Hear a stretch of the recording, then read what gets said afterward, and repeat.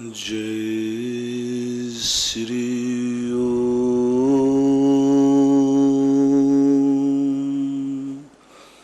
नमः सिद्धेभ्यः।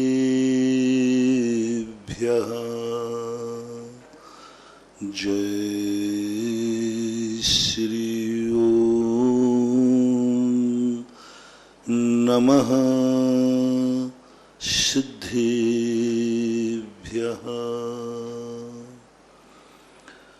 सर्वमंगल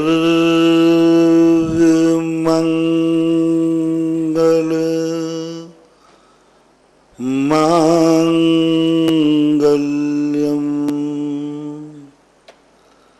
सर्वकल्याण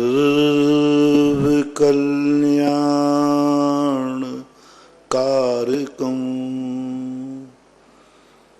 प्रधानम सर्वधर्माणां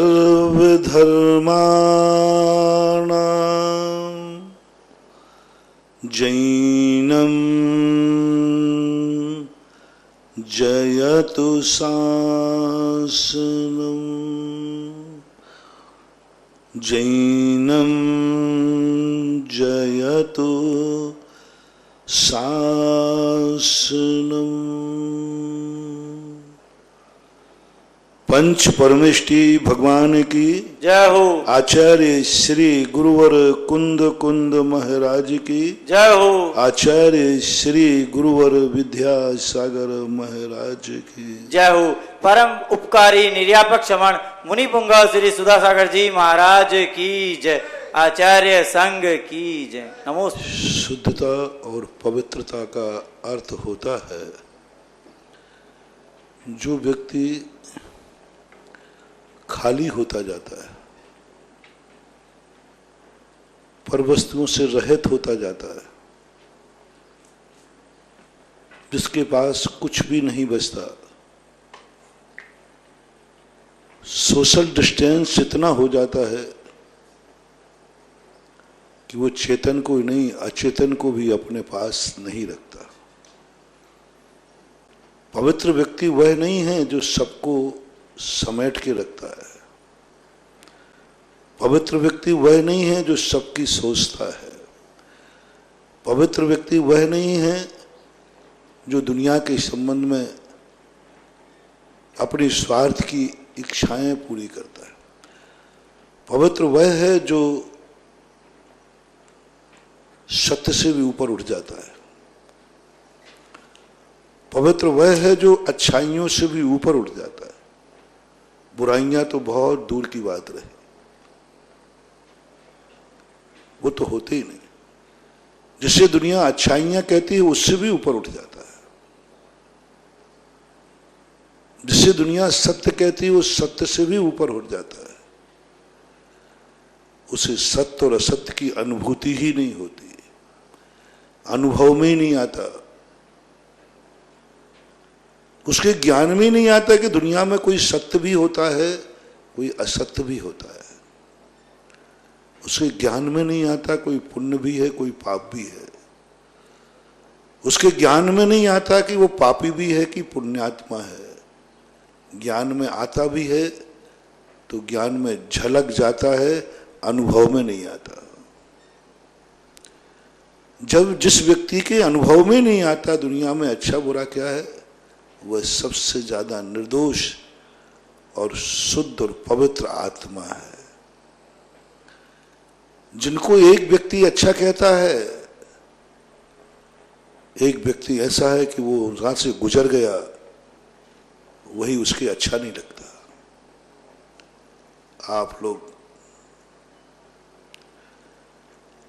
आप लोग अपने परिवार से, माता पिता से राग रखते हैं, स्नेह रखते हैं, बड़ा अच्छा मानते हैं, बड़ा अच्छा मानते हैं। ये बेटा बहुत अच्छा है, अपने माता पिता का सम्मान करता है, पैर छूता है, माता पिता को बहुत चाहता है, वो अच्छा बादशाह माना जाता है। लेकिन संसार में ऐसे लोग भी हैं, एक ऐसे महान लोग, गंदे लोगों की बात नहीं कर रहा हूं, ऐसे महान लोग हैं जो माता पिता से भी राग करना माता पिता का पैर छूना, माता पिता का सम्मान करना उनके लिए अभिशाप है, उनके लिए नुकसानदायक है। ये है, देख लीजिए, एक गृहस्थ के लिए वही क्रिया उपादेय है, प्रशंसनीय है, और यदि वही व्यक्ति मुनि बन जाए, पिच्छीधारी बन जाए, तो वो अपने माँ बाप के पैर नहीं छू सकता। चाहना तो छोड़ो, उनको याद नहीं कर सकता, अपने ज्ञान का विषय नहीं बना सकता। जो माता पिता एक व्यक्ति के लिए सभ्यता, अच्छाई की ऊंचाई पर पहुंचा रहे हैं, उसी माता पिता का राग एक साधु को पतन का कारण बन सकता है, विनाश का कारण बन सकता है, दुर्गति का कारण बन सकता है, निंदा का कारण बनता है। सारी आप लोग भी करेंगे। इसलिए सृष्टि में सब कुछ अच्छा ही है ऐसा मत मानना। सापेक्ष अच्छा है, सापेक्ष बुरा है।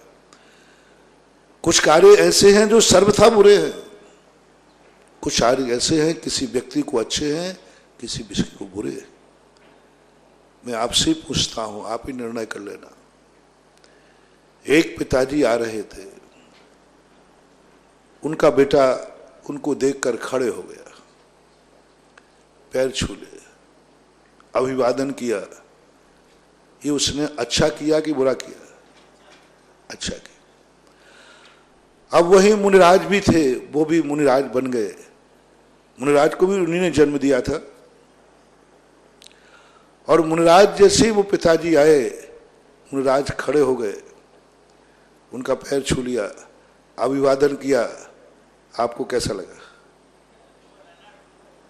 ये उन्होंने अच्छा किया कि बुरा किया? निंदा होगी कि प्रशंसा? निंदा। व्यक्ति बदल गया कि सब कुछ वही है? पिता भी वही है। जो एक भाई मुनि नहीं बना, उसने ये किया, दूसरा मुनि बन गया। अब सत्य क्या है? पिताजी के आते ही खड़े होना सत्य है, पैर छूना सत्य है, अभिवादन करना सत्य है। सत्य क्या है? कितने सत्य हैं दुनिया के अंदर, जो सत्य व्यक्ति सापेक्ष, शाश्वत सत्य नहीं है, अविनाशी सत्य नहीं है, तात्कालिक सत्य है, द्रव्यछेद काल की मर्यादा को लेकर सत्य है। बहुत बड़ी चीज है ये। इस उदाहरण से आपको समझ जाना चाहिए सत्य क्या है। व्यक्ति पूछता है सत्य क्या है? पिताजी के आते ही बेटों को क्या करना चाहिए? जन्मानी कहती रुको, अभी वो बेटा किस पथ पर है? बोले इससे क्या लेना, ना बेटा है पक्का है, बेटा है पक्का है, जन्म दिया ये भी पक्का है, सब कुछ पक्का है। उन्होंने कहा ये सबसे पक्का कुछ नहीं कर सकता हूं मैं। इस समय बेटा किस पथ पर है? बोले मुनि पथ पर। तो बोले वो पिताजी को देख के ना खड़ा होगा, ना पैर छुएगा, बल्कि उसके ज्ञान में ये आएगा ही नहीं कि पिताजी हैं, उसके ज्ञान में आएगा एक श्रावक है।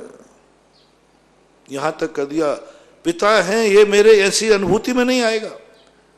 अनुभूति में आएगा मैं श्रावक हूं, ये श्रावक है, मैं मुनि हूं। अनुभूति में आएगा एक श्रावक है, मैं एक साधु हूं। देखो कितना अनुभव। पिताजी को श्रावक की दृष्टि से देख रहा है क्योंकि मैं साधु हूं। ऐसे कितने दुनिया के सत्य हैं जो आगे बढ़ते ही असत्य घोषित हो जाते हैं। अभिषेक करना, एक श्रावक सुबह से अभिषेक करता है नहा धो करके। आप उसको अच्छा कहते हैं कि बुरा कहते हैं? अभिषेक क्रिया अच्छा है, सम्यक वर्धनी क्रिया है। और वही क्रिया मुनिराज कर रहे हो अभिषेक की, तो सत्य क्या है? अभिषेक करना अच्छा है? जन्मानी कहती नहीं, पहले बताओ कौन कर रहा है? बोले श्रावक कर रहा है तो ठीक है, मुनि कर रहा है तो गलत है, असत्य है, उसका गुणस्थान गिर जाएगा, भ्रष्ट हो जाएगा, उसका गुणस्थान गिर जाएगा। हम स्तुति कर सकते, पूजा नहीं कर सकते। आप पूजा कर रहे हो तो धन्य है, श्रावक का आवश्यक है, मैं पूजा नहीं कर सकता। निंदा करेगा, देवता निंदा करेगा, कहाँ का मुनि है, पूजा कर रहा है। आप सभा का दीप, एक बार मैंने कहा था, आप लोग सभा का दीप पूजन करते हो और एक बड़ा सम्माननीय व्यक्ति होते हो, अच्छा करते हो। जो सभा में सबसे ज्यादा सम्माननीय होता है, बड़ी बड़ी सभाओं में, आप उससे दीप पूजन कराते हो। क्यों? दीप अच्छी क्रिया है कि बुरी क्रिया है? बोलो ना। दीप पूजन अच्छी क्रिया है, बहुत अच्छी क्रिया, मांगलिक है। तभी तो आप अच्छा व्यक्ति ढूंढते हो कि भाई पूरी सभा में हजारों लोगों में कौन अच्छा है, सबसे बढ़िया, उसको बुला दीप पूजन करा दे। तो भैया ये बताओ, तुम 1 लाख की सभा लगा लो, हमसे अच्छा कौन है? तुम्हारे गुरु से अच्छा कौन है? तुमने कहा ना बना दीप पूजन करना है, कोई शुभ हाथों से कराऊंगा, शुभ हाथों से, ऐसा बोलते ना आप लोग, शुभ हाथों से कराऊंगा, शुभ व्यक्ति से कराऊंगा। तो भैया मेरे हाथ शुभ नहीं है क्या? आप अपने गुरु से क्यों नहीं कराते? कभी कराम मत लेना। श्रावक दीप पूजन करेगा तो मंगल ही मंगल है, और जिस दिन तुम्हारा गुरु कर देगा उस दिन अमंगल ही अमंगल है। उस दिन अमंगल होगा, अनिष्ट होगा, सारा ब्रह्मांड कांप जाएगा, मुनि भ्रष्ट हो जाएगा। क्योंकि अब देख ले सत्य क्या है। वही सत्य एक श्रावक के लिए विधेय है, एक मुनि के लिए निषेध है, सर्वथा निषेध है। हम भाव भी नहीं कर सकते, परिणाम भी नहीं कर सकते। तो ऐसी जब ये दृष्टि सारी दुनिया की बन जाना चाहिए कि तुम सत्य की खोज में जा रहे हो। सत्य भी कभी एक नहीं होता, सत्य कभी एक नहीं होता। हर शुभ क्रिया सबके लिए उपादेय नहीं होती। हर अच्छाइयां सदा अच्छाइयां ही रहेंगी, ऐसा कोई नियम मत समझना। जैसे जैसे उम्र बढ़ती जाती है, आपकी अच्छाइयां भी बुराई में बदल जाती हैं, और आगे जाकर के वो एक ऐसा रूप दे देती हैं कि जो जो तूने किया है वो सब छोड़, भाव भी मत करना। नियम भी तोड़वा दिया जाता है। कोई श्रावक ने जीवन भर नियम लिया कि महाराज मेरे घट में जब तक प्राण है तब तक मैं जिनेन्द्र देव का अभिषेक पूजन करूंगा। अब मुनि बनते समय उसने पूछा गुरुजी, हे गुरुदेव हम दीक्षा ले रहे हैं, मेरे अभिषेक पूजन का क्या होगा? मैंने नियम लिया था। गुरु कहते छोड़ दो नियम। अरे नियम चुरा रहा है, कोई अच्छा नियम है, बुरा थोड़ी नियम है। हाँ अब वो तेरे लिए बुरा है, अभिशाप है। जो जो कार्य, कितने कार्य ग्रस्तों के लिए विधेय है, मुनियों के लिए निषेध है। गुरुओं के लिए सेव्य हैं, मुनि ग्रस्तों के लिए सेव्य हैं, मुनियों के लिए असेव्य हैं।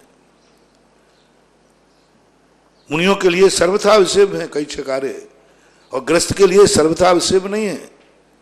ग्रस्त उनको कर सकता है तो भी भ्रष्ट नहीं कहलाएगा। तुम दो टाइम भोजन करते हो, कोई भ्रष्ट नहीं कहता। मुनि परिणाम भी करे, भाव भी करे, तो भी वो भ्रष्ट की कोटि में आता है। यदि सत्य को खोज करना है तो महावीर की ये जो स्याद्वाद शैली है, महावीर की जो सापेक्षवाद की शैली है, महावीर की जो अर्पिता नर्पित सिद्धि सूत्र है, महावीर का जो शक्यानुष्ठान है, महावीर ने कभी सत्य को एक नहीं माना। सारे दुनिया के जितने भी लोग हैं सब सत्य को एक मानते हैं। एक बोलो, नित्य सही है कि अनित्य सही है? एक बोलो, आप एक बोलो, सत्य अनेक मत करो। सारी दुनिया के अंदर एक ही बात है, सत्य एक होता है, असत्य अनेक होते। लेकिन जैन दर्शन कहता है जो सत्य एक होता है वो मिथ्या है। जैसे हमारा एकांत मिथ्यात बोलते हैं। वस्तु क्षणिक ही है, गलत है। वस्तु नित्य ही है, गलत है।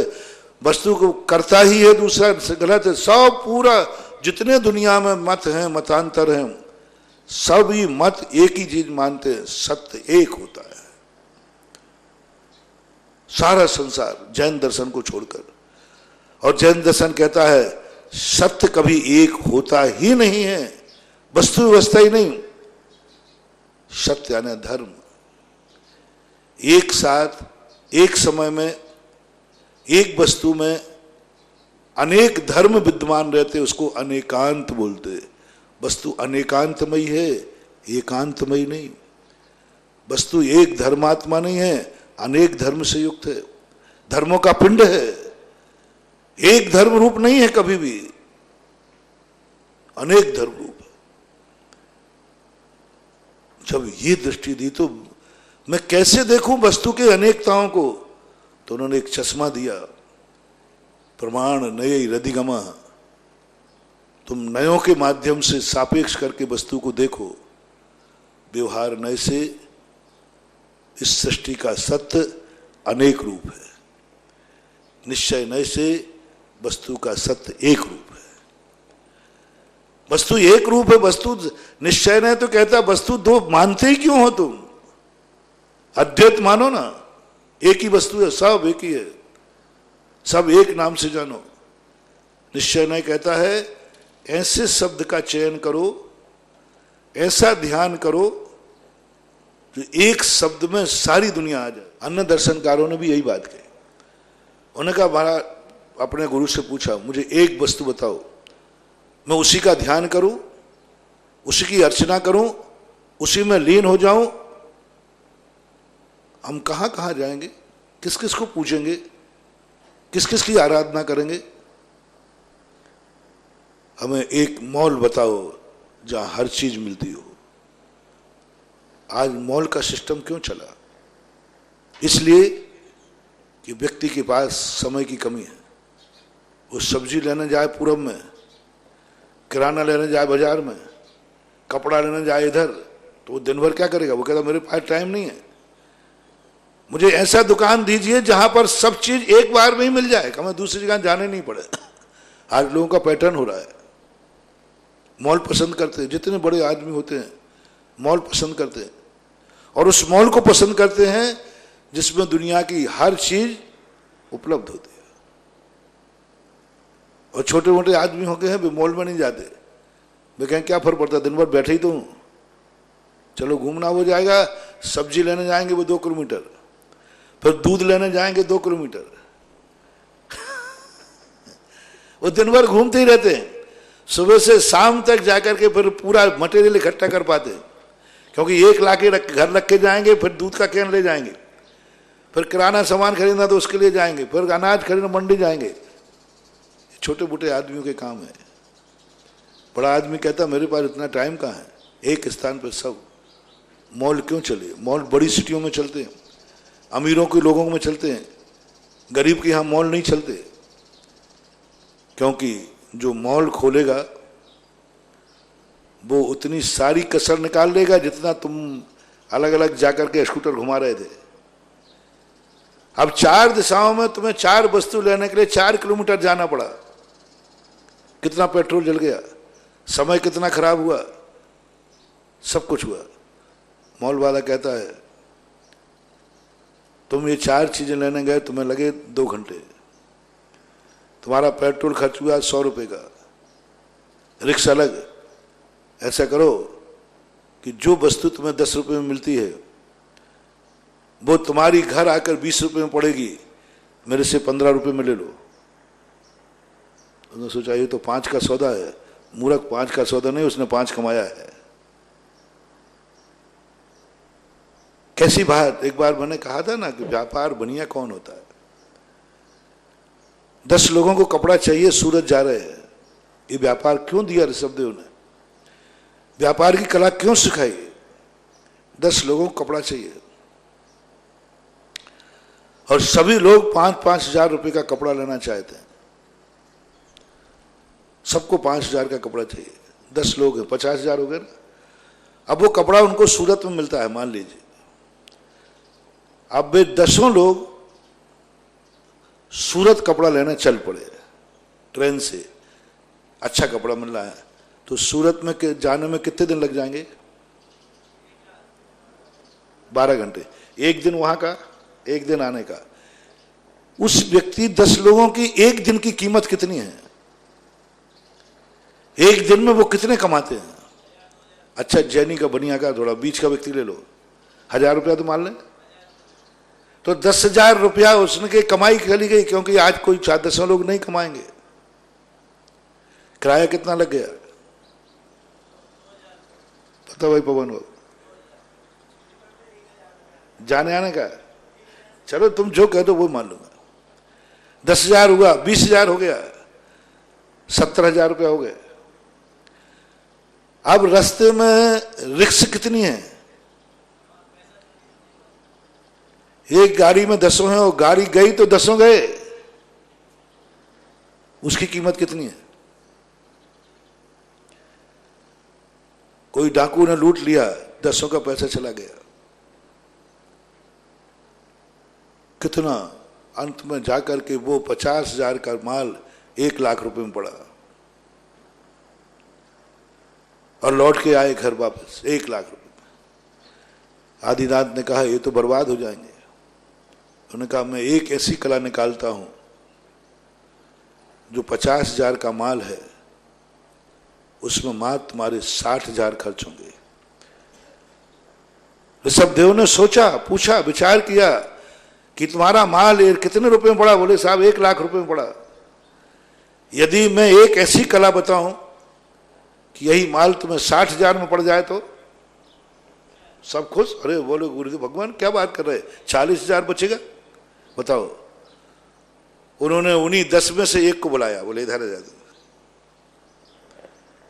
तेरी जिंदगी में तुझे 10,000 का माल चाहिए ना, तेरा माल फ्री में पड़ेगा। तेरा माल, तो 5,000 का माल लेना ना तुझे? बोले हाँ साहब, तेरा माल तो फ्री में आएगा और तो प्रॉफिट और होगी।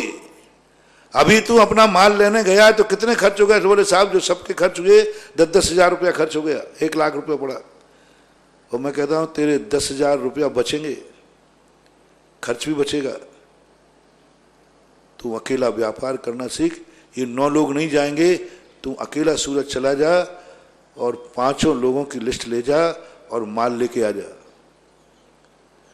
और तेरा माल 50,000 रुपये का पड़ेगा, 60,000, 70,000 जो भी तेरी मर्जी पड़े वो दूंगा, वो मिलेगा। वो चला गया। अब एक व्यक्ति का नुकसान हुआ दिन भर का 1,000 रुपया, मरेगा तो एक ही मरेगा, लुटेगा तो एक ही लुटेगा, समय खराब हुआ तो एक हुआ।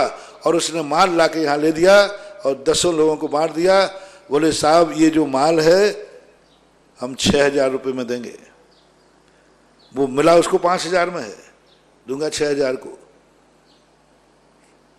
तो साहब आपने कितने का? मैंने सूरत में तो 5,000 में खरीदा था। बोले साहब मैं तो यहां 6,000 में दूंगा। और सबदेव देख रहे थे लेने वाले, तू सूरत जाके आएगा तो कितने का पड़ेगा? 10,000 का, घर बैठे 6,000 का दे रहा है, 4,000 तेरे बच रहे हैं, तेरे 4,000 बच रहे, रिक्स बच रहे, सब कुछ कर रहे।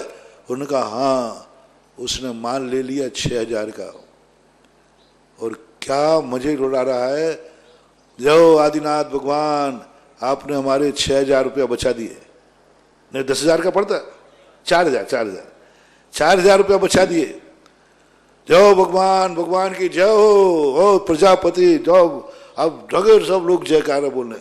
बोले क्यों बोल रहे हो? अरे प्रभु ने ऐसा रहा तो था, 4,000 रुपया बच गया, कोई रिक्स नहीं। और व्यापारी खुश, व्यापारी गर्व, और व्यापारी गया, वो भी जय बोल रहा था। बोले तू क्यों बोल रहा है? अरे साहब मजा आ गया, मजा आ गया। बोले क्या? 10,000 बच गए। सत्य क्या है? दोनों के अलावा कोई नहीं, 10 के अलावा कोई नहीं। 9 कह रहे हैं कि मेरे 40,000 बच गए, और एक कह रहा है मेरे 10,000 बच गए। मामला क्या है? यदि इसके 40,000 बचे हैं तो उसको 40 का घाटा होना चाहिए, इसको 10,000 बचे तो उसको घाटा नहीं। दोनों खुश, दोनों कह रहे हैं मैंने 10,000 रुपया मैंने कमाए हैं, और वो 9 लोग कह रहे हैं मैंने 40,000 बचाए हैं। ये कला ऋषभदेव की थी, और यही कला जैन दर्शन की है। जैन दर्शन यही कहता है, कहां चक्कर में पड़ते हो। निश्चय न यही कहता है, निश्चय न एक वो मॉल है जहां सब कुछ एक स्थान पर मिलता है, सब कुछ मिलता है। ये मत सोचो कि वहां महंगा पैसा ज्यादा लगता है, ये सोचो कि तुम्हें सब चीज एक स्थान पर उपलब्ध है, रिक्स नहीं है, जाना आना नहीं है। आज की तो हमारे शास्त्रों में भी अंत में जाकर मुनि महाराज लोग जब ध्यान करते हैं, किस किस का ध्यान करूं, कहां जाऊं। सिद्धों का ध्यान करूं तो सिद्धालय में जाना पड़ेगा, वहां सिद्धालय का स्वरूप समझना पड़ेगा, 3 लोग के ऊपर है। अरहंतों का ध्यान करूं तो समूषण में जाना पड़ेगा। क्या करूं मैं? मुनियों का ध्यान करूं तो इनका तो कोई ठिकाना नहीं, कहां मिले। आज यहां है, कल वहां है, मैं कहां कहां जाऊं, कहां कहां का स्वरूप समझूं। मुझे एक ऐसा कोई मॉल बताओ, ऐसा कोई एक शब्द बताओ जो एक में ही सब आ जाए, एक में ही सब आ जाए। हर शिष्य ने यह प्रश्न पूछा, हर संप्रदाय के शिष्यों ने अपने गुरु से प्रश्न पूछा, तो दुनिया के सभी लोगों ने कहा तुम थक गए सब जगह। बोले भगवान, मैं कण कण में भगवान कहां ढूंढता फिरूंगा, कहां देखता फिरूंगा, कितने मंदिर में जाऊंगा।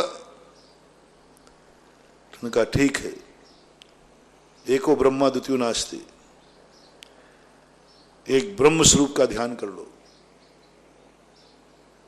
बस एक एक का मां ध्यान करो, एक में टिक जाओ जाकर के, उसमें सब कुछ समा जाता है।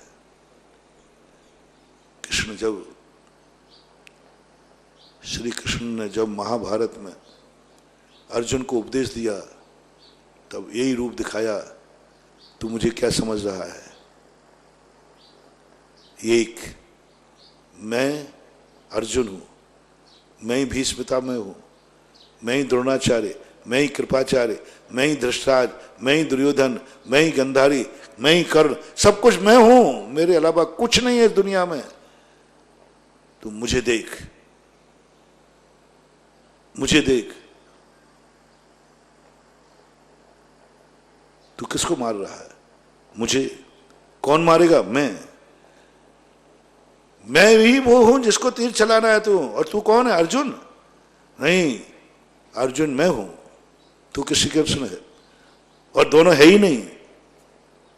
अद्वैतवाद का वो उपदेश दिया गीता के अंदर, सारा मोह टूट गया, सारा विकल्प टूट गया। ताश्री गायब हो गए, द्रोणाचार्य गायब हो गए, अर्जुन गायब होगा, कृष्ण गायब होगा। एकमात्र एको ब्रह्मा द्वितीयो नास्ति, एकमात्र कंकोत की चीज बची, वह शाश्वत है, अविनाशी है, निर्मोही हो गया। फिर उसको दया नहीं आई। बोलो जो मर रहा है वो मैं हूं, जो मार रहा है वो भी मैं हूं। स्थित प्रज्ञ, एक ज्ञान योग की चरम धारा। और हर संप्रदाय ने इस बात को स्वीकार किया, क्योंकि भक्त थक जाता है। वो कहता मुझे मॉल बताओ जिसके दर्शन करने से भगवान का भी दर्शन हो जाए, गुरु का भी दर्शन हो जाए, माता पिता का दर्शन हो जाए, सारे जिसको मैं जिस रूप में देखना चाहूं एक में मिलना चाहिए। इसलिए कई भजन गाए ना, तुम ही पिता हो, माता तुम ही हो, बंधु तुम ही हो, सखा तुम ही हो। यानी जितने संसार के संबंध में सब मुझे तेरे में दिख रहे हैं। तो ऐसे दार्शनिक लोग कहते हैं तुम एक वस्तु ऐसी चुनो जिसमें तुम जो देखना चाहो वो दिख जाए, जो संबंध बनाना चाहो वो संबंध हो जाए, सारा ब्रह्मांड उसमें समा जाए। बताते हैं कि एक बार यशोदा मैया को कृष्ण ने अपना स्वरूप दिखाया था। मैं ही नरक हूं, मैं ही स्वर्ग हूं, मैं ही मोक्ष हूं, मैं ही वैकुंठ हूं, सब कुछ मैं हूं। वहां घटना क्या घटी है तो अपन साक्षी नहीं है, लेकिन हमें ये बात का संकेत मिल रहा है कि हमें यदि शाश्वत एक सत्य को समझना है तो हमें कोई एक शक्ति को स्वीकार करना पड़ेगा जिसमें सब आ जाएगा।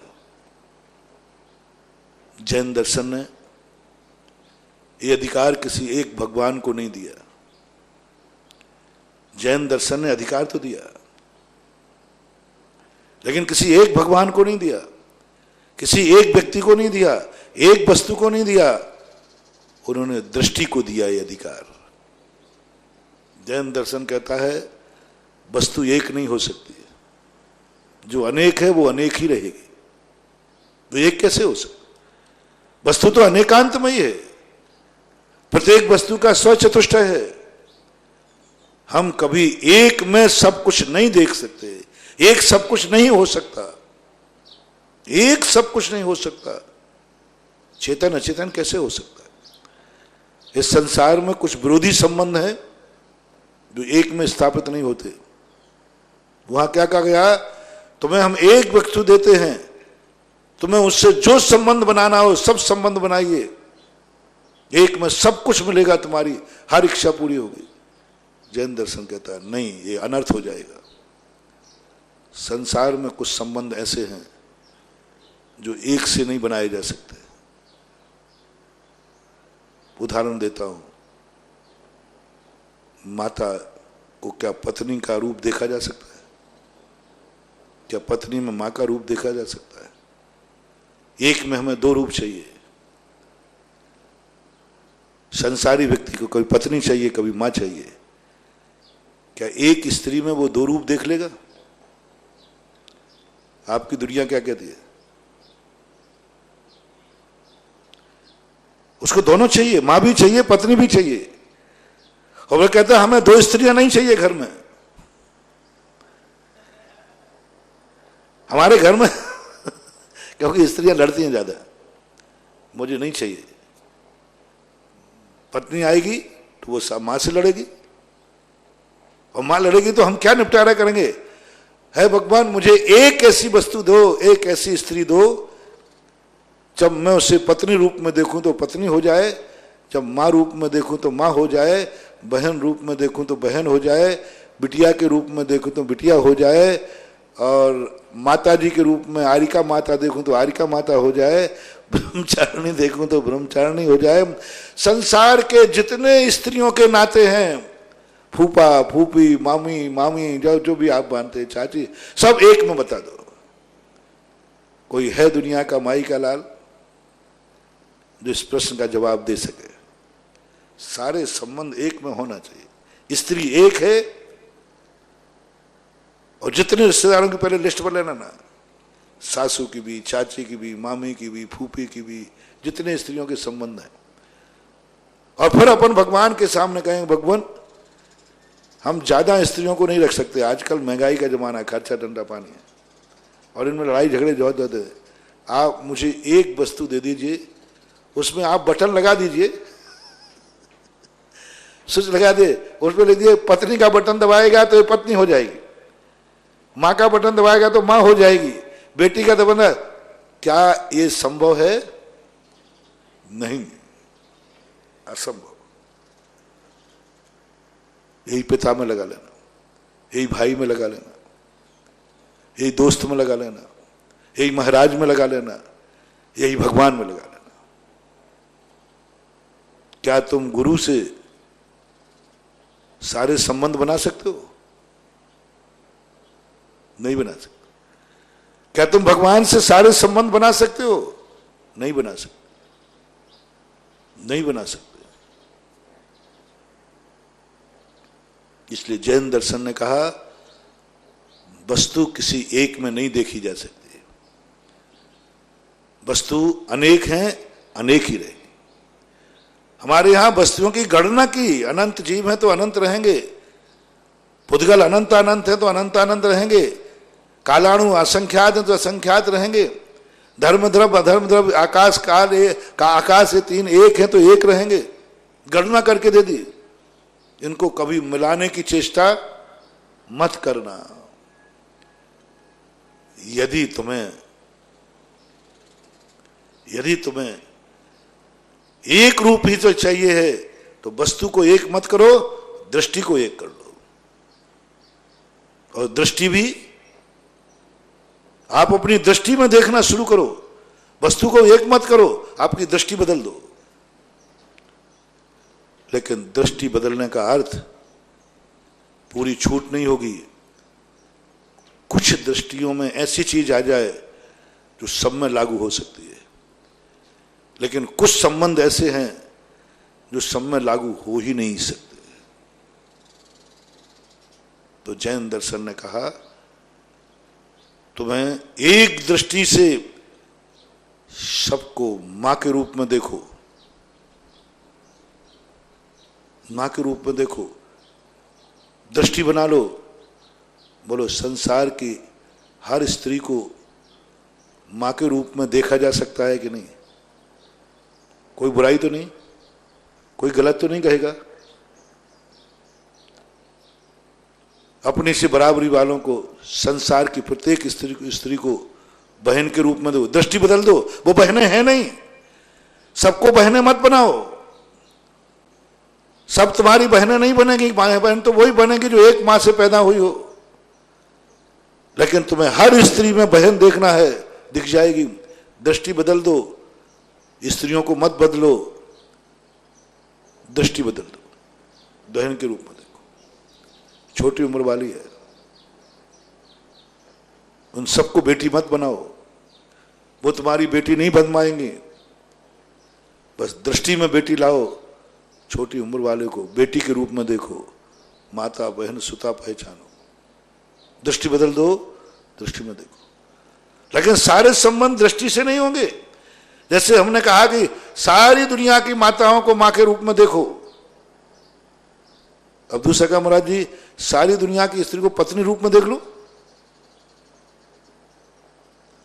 संसार की जो भी स्त्री है, ऐसी कोई कला बताओ कि मैं संसार की हर स्त्री को पत्नी के रूप में देखूं। ऐसा कोई मंत्र, ऐसा कोई नए। जब आपके पास संसार की प्रत्येक नारी को मां का रूप दिखा सकते हो, तो एक लंपटी पूछता है कि एक और कला बता दो, संसार की प्रत्येक स्त्री को मैं पत्नी के रूप में देखूं। तो जैनागम कहता है ऐसा कोई मंत्र नहीं है। पड़ोसी की मां को आप मां कह देंगे तो कोई लड़ाई नहीं होगी, और पड़ोसी की पत्नी को तुमने अपनी पत्नी कह दिया तो कह देना साहब नहीं, मैं तो अद्वैतवादी हूं, मुझे अपनी पत्नी और पराई पत्नी में कोई भेद नहीं है, जैसे अपनी मां में और पराई मां में भेद नहीं है। नहीं, ये उदाहरण नहीं चलेगा, ये फार्मूला नहीं लगेगा। जैन दर्शन इसलिए कहता है कोई भी एक सत्य नहीं हो सकता, दृष्टि में भी एक सत्य नहीं हो सकता। मां की दृष्टि को अभेद किया जा सकता है, पत्नी की दृष्टि को अभेद नहीं किया जा सकता। पवित्र संबंध को हम एक कर सकते हैं दृष्टि में, अपवित्र संबंध को नहीं। कोई पवित्र संबंध हो उसको तो हम मां के रूप में, एक आरिका को भी हम मां कह सकते हैं, आरिका माता को भी हम मां कह सकते हैं। मां शब्द एक इतना व्यापक है जो आरिका में भी लागू हो जाएगा। आरिका को आप माता जी बोलते कि नहीं? मां माता जी एक ही तो है, चलेगा, कोई को बुराई नहीं लगेगी। लेकिन आरिका को, किसी अन्य नारी को पत्नी के रूप में नहीं देख सकते। देखना भी बुरा, सोचना भी बुरा, मन में भी भाव आना बुरा। इसे जैन दर्शन ने कहा दृष्टि से भी एक सत्य नहीं हो सकता। दृष्टि भी कुछ को अभेद कर सकती है, कुछ को सत्य का।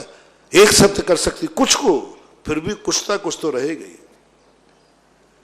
जब निश्चय नए का मॉल देखा तो उन्होंने कहा कि किसमें देखना चाहते हो, आप एक चश्मा दे दीजिए, उसमें साफ आ जाए, सब्बे शुद्धाहु शुद्धया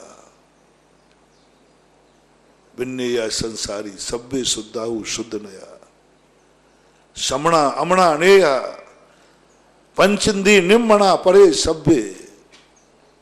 क्या बात है, समणा अमणा पंचंदी निम्मणा सब जितने भी है, ये सबको अलग करके एक में दिखाओ। बोले होगा शुद्ध नय का चश्मा लगा लो, ना तुम्हें सिद्धालय सिद्ध भगवान को खोजने सिद्धालय नहीं जाना, किसी को नहीं। एक सभ्य शुद्धाहु शुद्ध नया, शुद्ध निश्चय नय की दृष्टि से संपूर्ण वस्तुएं एक रूप में आएगी। पर्याय को हटा दो, द्रव्य को देखो, शक्त्यंश को देखो। मॉल सिस्टम कर दिया, लेकिन ये मॉल सिस्टम भी सर्वथा सत्य नहीं। फिर कई लोगों ने यही सोचा, कई स्वाध्याय बंधुओं ने यही सोचा कि महाराज ये अलग अलग ये धर्म मानना ना, अलग अलग ये सब अरहंत को नवो अरहंताणम नवो सिद्धाणम नवो आयरियाणम, ये सब अलग अलग कहने की अपेक्षा ये तो सब महाराज जी आपने खुद कहा, ये तो गरीबों का है, कर्महीनों का है, अज्ञानी का है। ये सब हम तो पंडित हैं, हम तो समय सार पढ़ लिया है, हम तो स्वाध्याय करने वाले बड़े आदमी हैं, इसलिए हम एक शब्द को पूछते हैं, शुद्ध आत्मा। निश्चय नय से एक ग्रुप निश्चय नाय के नाम से ही जाना जाता है। वो कहते हैं हम सिद्ध अरहंत आचार्य को अलग अलग नहीं पूछते, हम एक को पूछते हैं, शुद्ध आत्मा।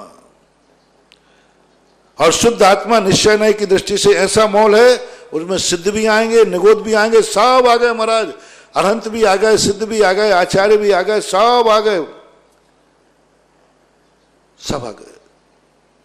आचार्य कहते हैं यदि तुमने सर्वथा ऐसा ही जीवन बना लिया है, ऐसी ही दृष्टि बना ली है, तो तुम मिथ्या दृष्टि हो, क्योंकि तुम एक नए को ही जिंदगी का आधार मान रहे हो। हर वस्तु मॉल से ही नहीं खरीदना, क्योंकि मॉल में से तुम्हारी वस्तु को कोई भी बिगड़ेगी तो सब कुछ बिगड़ जाएगा। यदि कोरोना फैलेगा तो पूरे मॉल में फैल जाएगा। इसलिए कम से कम सब्जी की बाग में कोरोना फैलेगा तो मंडी तो बच जाएगी, मंडी में फैलेगा तो दूध की दुकान तो बच जाएगी। अलग अलग करो, हमेशा एक मत रहो। तो फिर कैसे करूं? बोले व्यवहार में आ जाओ। कभी जब ध्यान करो, ध्यान करो, दौन्नम मोक्ष हेहु झाणे पाव नदी मुनि नीमा।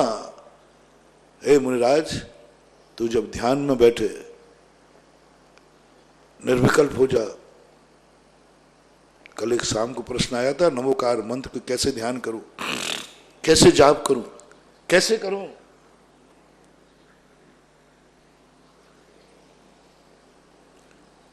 जो व्यक्ति ध्यान में बैठना चाहता है उसकी दृष्टि बता रहा हूं मैं। जो व्यक्ति निश्चय में बनना चाहता है, जो व्यक्ति निश्चय नहीं मैं सारी सृष्टि को एक रूप में देखना चाहता है, एक बताओ महाराज, मैं नाना दुकानों पर नहीं भटक सकता, मेरे पास इतना टाइम नहीं है, एक बताओ। हाँ, एक है, तुम शुद्ध आत्मा का ध्यान करो। शुद्ध आत्मा का जाप नहीं, शुद्ध आत्मा का ध्यान। शुद्ध आत्मा का जाप नहीं है, शुद्ध आत्मा की माला नहीं है, शुद्ध आत्मा का कोई मंत्र नहीं है। शुद्ध आत्मा का आज तक कोई मंत्र नहीं बना दुनिया में, कोई मंत्र नहीं। शुद्ध आत्मा की कोई माला नहीं फेरी जाती, जापी नहीं है वो। शुद्ध आत्मा मात ध्यातव्य है, ध्यान योग्य है। अब शुद्ध आत्मा निश्चय नहीं का विषय है, सिद्ध आत्मा नहीं। जो जो शुद्ध आत्मा का ध्यान करना चाहते हैं, जो जो शुद्ध आत्मा को पाना चाहते हैं, जो चाहते हैं मैं शुद्धात्मा का स्वरूप प्राप्त करूं, वो शुरू करें कि उन्हें सूकर में भी भगवान दिखना चाहिए। सूकर नहीं दिखना चाहिए, भगवान में भगवान नहीं, गधे में भी भगवान दिखना चाहिए, चींटी में भी भगवान दिखना चाहिए, सब में कोई भेद नहीं करें, कोई भेद नहीं करें भगवान में संस कोई भेद नहीं। जो दृष्टि तुम्हारी भगवान के प्रति है, जो सम्मान भगवान के प्रति है, वही सूकर के प्रति होना चाहिए, गधे के प्रति होना चाहिए, कीड़े मकोड़े के प्रति होना चाहिए। जैसे आप भगवान को देख करके नमोस्तु करते हैं, ऐसे ये कीड़ा आ जाए आपके हाथ जोड़ना चाहिए। सूकर, कुत्ता, बिल्ली, सांप, चितुना कुछ भी दिख जाए आपके सदा हाथ जोड़े रहना चाहिए। बोले किसको जोड़ रहे हो? छिपकुली को? नहीं नहीं, ये भगवान आत्मा, शुद्ध आत्मा है, ये भगवान आत्मा है। ओ भगवान आत्मा कहने वालों, शुद्ध आत्मा की चर्चा करने वालों, थोड़ा एक दिन तो प्रैक्टिकल करो। तुम्हें उस छिपकुली के अंदर भी भगवान आत्मा दिखना चाहिए। पज्जे मूढ़े मूढ़ा, छिपकुली तो पर्याय है, और पर्याय को क्यों देख रहे हो? देखो अंदर द्रव्य दृष्टि से। कुत्ता सूकर तुम्हारे पास आया है, तुम भोजन को बैठे हो, कौन आया है? हिम्मत हो तो कोई पूछे कौन आया? शुद्ध आत्मा, भगवान आत्मा। शुद्ध आत्मा, भगवान आत्मा को डंडा नहीं मारा जाता, वो आ रहा है, आने दो। वो तुम्हारी थाली में खाने लगा, खाने को कौन खा रहा है? बोले शुद्ध आत्मा, भगवान आत्मा। तुम भी उसी के साथ खा लेना, और आगे तो ये हो जाएगा, तुम भी शुद्ध आत्मा, वो भी शुद्ध आत्मा, दोनों का भोजन एक होना चाहिए। क्योंकि दोनों की जाति कौन है? मैंने ये सब खुरापाती करके देख ली, मैंने भी शुद्ध आत्मा, मैंने भी चाहा था ये कि जगत अंडे में नमोकार मंत्रो, भक्तांबर पढ़ो, स्वयंभू पढ़ो, ये पढ़ो, कितने स्त्रोत पढ़ूं आकर? एक ऐसा स्त्रोत, ऐसा एक नाम मिल जाए जिसमें सब आ जाए मॉल में। तो मैंने भी शुद्ध आत्मा, मैंने भी शुद्ध आत्मा को ध्यान किया। अब मैं हर व्यक्ति में शुद्ध आत्मा देखूंगा। तो एक दिन एक कुत्ता था, पिल्ला छोटा सा, हार कर रहा था चौके में। बहुत पहले की घटना, बहुत पहले की, बहुत पहले की। तो वो चौके में आया, चौके में आते ही हूं, तो लोगों ने सोचा, अरे मैंने कहा, मैंने किसको भगा दिया? भगवान आत्मा को, शुद्ध आत्मा को। तो फिर आने दे। फिर एक बार ऐसा हुआ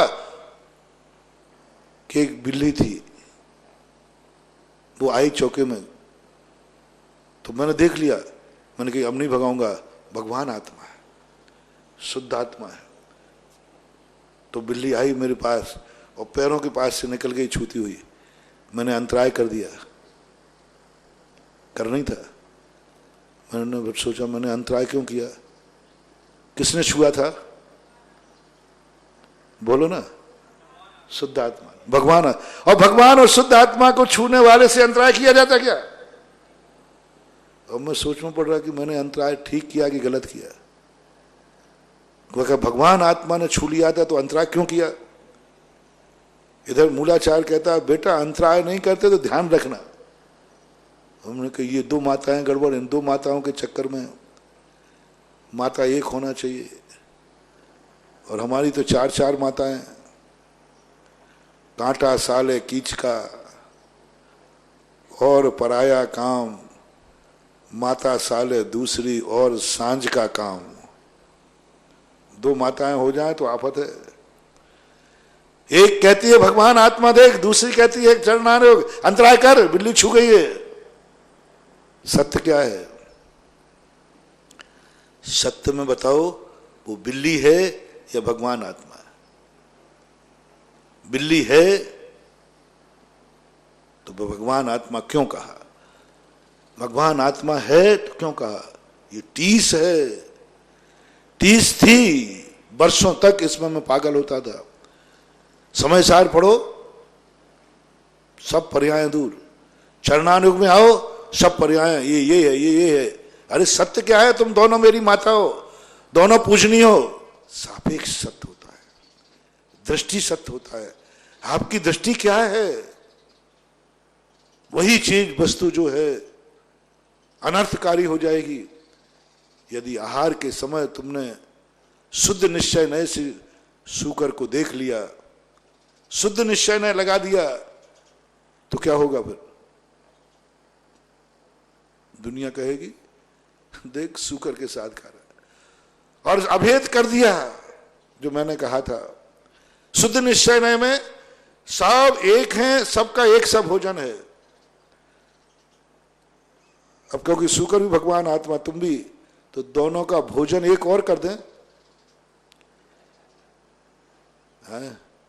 है किसी की हिम्मत दोनों का भोजन? क्योंकि दोनों भगवान है, तू भी भगवान है, महाराज भी भगवान है, शुकर भी भगवान है, सब भगवान ही भगवान है। सबको भगवान के रूप में देख। और जब भोजन की बात आवे तो क्या भोजन की थाली, क्या पूजन की थाली, क्या शुकर की थाली, सब गटमट एक कर दो। टके सेर भाजी, टके सेर खाजा, अंधेर नगरी और चौपट राजा, सब चौपट हो जाएगा। मत करो सत्य कोई, सब चौपट हो जाएगा। वहां पर अपन को भेद की दृष्टि लाना, दूसरे सत्य को भी समझो। दूसरा सत्य भी हमारे सामने खड़ा है। बिल्ली बिल्ली है, द्रव्य सत्य, गुण सत्य, पर्याय सत्य, दोनों सब हैं। सत्ता सब पहता, सत्ता सब पहता, सब स्वरूपा अनंत पद जाया, भंगो पादवत्ता सब परिवेक का हवद एक का। सब अनेक होकर एक है और एक होकर के अनेक है। ये दृष्टि बनाओ। और जब ये विहंगम दृष्टि हो जाएगी तो जब मौका पड़ेगा, जब क्रिया में आऊंगा, तो बिल्ली को बिल्ली मानूंगा, भगवान को भगवान मानूंगा। इसलिए आप लोग जाप चाहते हैं, मंत्र चाहते हैं या ध्यान चाहते हैं, तीन चीजों में से कोई एक का चयन करना है। जाप चाहते हैं या ध्यान चाहते, दो में से कोई एक। जाप चाहते हैं या ध्यान चाहते हैं? ध्यान चाहते हैं तो फिर ध्यान में तो दोनम्पी, दोनों मोक्ष मार्ग मुनि बनना पड़ेगा। दोनम्पी मोक हेऊ झाणे पाओदी मुनि नीमा। पूज्यवर नेमिचंद महाराज द्रव्य संग्रह में, ध्यान में ही दोनों बनेंगे मोक्ष मार्ग। एक रूप में ध्यान रखना है तो, और ध्यान में क्या करना? यही सब कुछ अवैध दृष्टि, एकदम एकदम। और जाप चाहिए है। ध्यान बहुत कठिन है मानवा, बहुत कठिन है। वो बिल्ली और भगवान को एक बना देगा। अब चलो ध्यान के भी हम दो भेद करते हैं। पूज्यवर नेमिचंद महाराज ने किए। एक ध्यान वो जो निश्चय नए रूप ध्यान कहलाता है, निर्विकल्प, कोई भेद नहीं, साम दृष्टि, एकत्व विभक्त, सब एकमय महासत्ता, वो आनंद ही आनंद है। सबसे बढ़िया ध्यान है वो जिसमें कोई भेद नहीं, मां सब शुद्ध स्वरूप है। सब द्रव्य दृष्टि से देखो, सब द्रव्य है। जीव अजीव का भी भेद नहीं करना, धर्म अधर्म का भेद मत करना, सब द्रव्य है। द्रव्य दृष्टि बनाओ, दिव्य दृष्टि नहीं, द्रव्य दृष्टि। हमारे यहां एक निश्चय नय का नाम दूसरा है द्रव्य दृष्टि, द्रव्यार्थिक नय, जो द्रव्य को ही विषय बनाता है, पर्यायों से नहीं। दिव्य दृष्टि रखता है हमें द्रव्य। तो द्रव्य कौन कौन? हमारी जाति कौन है? द्रव्य। हम एक किस्म द्रव्य। तो अब करो, द्रव्य कौन कौन है? जीव भी द्रव्य है कि नहीं? पुद्गल, धर्म, अधर्म, आकाश काल, ये सब द्रव्य हैं। ये सब हमारी जाति के हैं। हम भी द्रव्य हैं, ये भी द्रव्य हैं। आप बस इस द्रव्य दृष्टि का ध्यान कर, भेद मत करना, ये पुद्गल अलग है, मैं भिन्न हूं, नहीं। द्रव्य दृष्टि कहती भेद मत करो, भेदस्तु व्यवहारा। भेद विज्ञान निश्चय में नहीं आता, भेद विज्ञान व्यवहार में आता। भेदस्तु व्यवहारा, तुमने जीव अजीब का भेद किया व्यवहार, धर्म धर्म का भेद किया व्यवहार, भगवान भक्त का भेद किया व्यवहार, भगवान और बिल्ली में भेद किया व्यवहार। तुमने जहां दो बातें सोची, मैं भिन्न हूं, ये भिन्न है, ये सब व्यवहार है। महाराज की अपेक्षा दीप जलाना बुरा है और गृहस्थ की अपेक्षा दीप जलाना मंगलिक है। अब दीपक मंगलिक है कि अमंगलिक है? साधु जलावे तो अमंगल है, गृहस्थ जलावे तो मंगल है। सत्य क्या है? अच्छाई बुराई का बंटवारा करना है। और मैंने कहा था, और अच्छाई तुमसे नहीं चाहिए, तुमसे तो बुराई लिखो, क्या क्या बुरा है तुम्हारे लिए। तो हमने पेपर में थोड़ा सरल कर दिया कि तुम वही बुराई लिखना जो तुम्हारे लिए बुरा हो। आजकल पंडित उनको भी बुराई कहने लगे हैं जो मुनिराज को बुरा है, तुम्हें बुरा नहीं। जैसे अभिषेक करना मुझे बुरा है, उन्होंने कहा नहीं, अभिषेक करना बुरा है, महाराज को बुरा है। पूजा पाठ करना, क्रिया करना, आहार देना, ये सब व्यवहार की क्रिया महाराज के लिए बुरी है। पंडितों ने हल्ला मचा दिया, ये सब बुरी हैं। यदि जो जो मुनि बुरा मानते हैं, जब महाराज मुनि नहीं करते हैं तो बुरी है ना, बुरी। तो जो जो मुनि महाराज नहीं करते वो तुम भी मत करना। जैसे हमने कहा था अभी कि जब तुम भगवान और गुरु को एक मानते हो तो एक ही रूप रखो, तो तुम कह देना पर महाराज भगवान जो करते वही तुम करना। यदि तुम महाराज की चर्या का अनुकरण करते हो तो 24 घंटे महाराज जैसे रहते वे तुम भी रहना। ठंड में वे रजाई नहीं ओढ़ते हैं, तुम भी मत ओढ़ना। वे कपड़े नहीं पहनते, वे भी नहीं पहनना। वो एक आसन करते, तुम भी एक आसन करना। जो वो करते हैं वो तुम करो, तो फिर एक कह सकते हो। अन्यथा आप वही बुराई लिखना जो आपको बुरा हो, जो आपकी मर्यादा के बुरा हो। ऊपर हेडिंग डालना, बुराई मत डालना, बुराई मत डालना। ये डालना श्रावक के लिए क्या बुरा है, श्रावक के लिए क्या बुरा है, हेडिंग डालना। मुनि के लिए क्या बुरा है, फिर डालना ध्यान उपयोग में क्या बुरा है, क्रिया में क्या बुरा है। जो जो श्रद्धा हो वैसी ही क्रिया नहीं हो सकती गृहस्थ की। श्रद्धा कुछ है और क्रिया कुछ है। क्रिया भिन्न होगी, श्रद्धा भिन्न होगी। तो आप डालना श्रद्धा में ये चीजें बुरी हैं, क्रिया में ये चीजें बुरी हैं, व्यवहार में ये चीजें बुरी हैं, बुरी बुरी डालना। और श्रावक की हेडिंग डालना, श्रावक के 3 रूप बनाना, मन से, वचन से, काय से, कृत से, कार्य से, अनुमोदना से। और डालना कि ये जी चीजें बुरी हैं, ये इस अपेक्षा से वैसे तो बुरी हैं, लेकिन क्रिया में हम इसको बुरी नहीं कह सकते। वैसे तो बुरी है श्रद्धा में। और श्रद्धा और क्रिया का अब यही अंतर देख लो। सत्य 2 हो गए, एक श्रद्धात्मक सत्य है और एक क्रियात्मक सत्य है। श्रद्धात्मक सत्य तो हम अनंतों बार, असंख्यातों बार प्राप्त कर लेते हैं, लेकिन जो श्रद्धा में सत्य स्वीकार किया है वह सत्य क्रिया में आ जाए तो बेड़ा पार हो जाए। इसलिए आपका समय हो गया, इतने कह के विराम करता हूं। महावीर भगवान की जय।